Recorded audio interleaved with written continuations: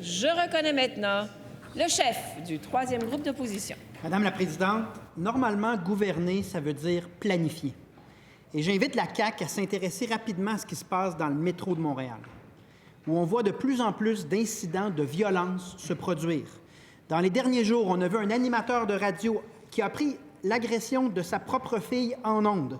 On a vu des jeunes de 13 et 14 ans poignarder gratuitement un homme sans défense. On a vu des attaques au couteau à la station Crémazie, un homme frappé par derrière à la station Baudry, et j'en passe.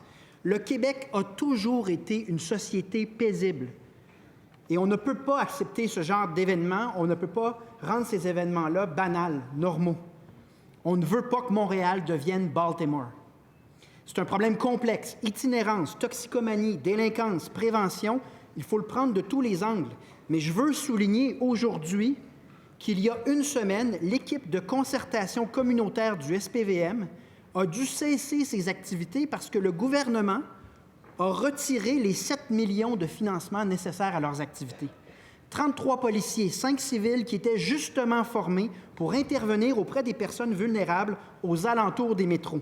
Est-ce que le premier ministre peut rétablir le financement de cette escouade du SPVM? Est-ce qu'il s'engage à débloquer ces 7 millions de dollars?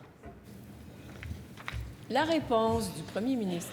Oui, Madame la Présidente, je suis d'accord avec le chef du troisième groupe d'opposition. On est fiers que Montréal puis tout le Québec soit un des endroits au monde les plus sécuritaires, puis on souhaite que ça reste comme ça.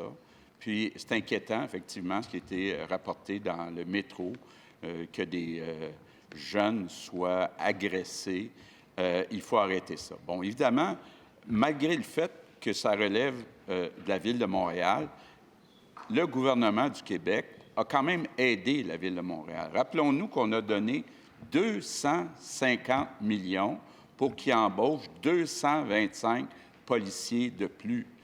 Donc, on a des résultats dans certains secteurs. Quand on regarde, par exemple, dans le secteur des armes à feu, l'année passée, en 2023, il y a eu une baisse de 1,3 % alors que dans le reste du Canada, il y avait une hausse de 8,9 % À Montréal, on a vu une baisse de 24 % À Laval, une baisse de 7,5 % Vous savez, actuellement, on s'est beaucoup concentré à essayer d'éliminer les armes à feu. Il y en a beaucoup qui ont été trouvés dans des appartements, retirés. Maintenant, Madame la Présidente, le chef du troisième groupe d'opposition a raison.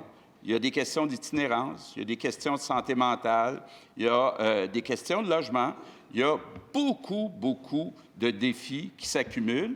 Évidemment, on va continuer d'appuyer la Ville de Montréal. Première complémentaire. Madame la Présidente, ma question est beaucoup plus précise que ça. On constate une dégradation de la sécurité dans le métro de Montréal au même moment que ce gouvernement a décidé de retirer 7 millions pour un programme de prévention dans le métro. Ma question est super pointue. Est-ce que le gouvernement, est-ce que le premier ministre peut s'engager maintenant à rétablir ce 7 millions pour qu'il y ait de la sécurité dans le métro de Montréal? La réponse du premier ministre. Bien, Madame la Présidente, je viens de le dire, on a donné 250 millions sur 5 ans à la Ville de Montréal pour embaucher 225 policiers. Il y avait un autre programme où c'était prévu avec la Ville de Montréal que c'était un programme ponctuel, temporaire, de 7 millions. Donc, Madame la Présidente, on va continuer de discuter avec Valérie Plante, avec l'équipe du SPVM, pour s'assurer qu'on fasse tout ce qui est possible pour diminuer ces agressions, entre autres, dans le métro. Mais je suis un peu surpris de voir le Parti québécois arriver avec un programme pointu, ponctuel, demander un 7 millions. Deuxième complémentaire. Évidemment qu'on fait ça. Le gouvernement dit c'était un programme temporaire. On a retiré les fonds pour ce qui est de la prévention en matière de sécurité dans le métro. Donc, je note la réponse du premier ministre. Je m'essaie sur une autre proposition. Est-ce qu'on peut bonifier à ce moment-là les ressources de l'équipe métro d'intervention et de concertation du SPVM, une autre stratégie pour améliorer les ressources? La réponse du premier ministre. Madame la Présidente, je rappelle au chef du Parti québécois qu'il sait probablement que la Ville de Montréal paye ses employés 30 de plus que ce qui est payé aux employés au gouvernement du Québec. Donc, il y a une question de bonne gestion, il y a une question d'être responsabilisé. Je sais que le chef du Parti québécois voudrait qu'on augmente les impôts du Québec pour financer plus les villes. Nous, on n'est pas d'accord avec ça.